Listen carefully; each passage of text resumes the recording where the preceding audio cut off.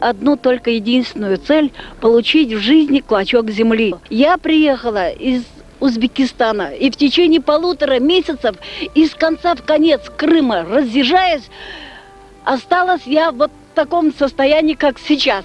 По состоянию на 1 июля 1992 года в очереди при Алуштинском горсовете стоит 2196 крымско-татарских семей, в том числе 272 семьи на жилье.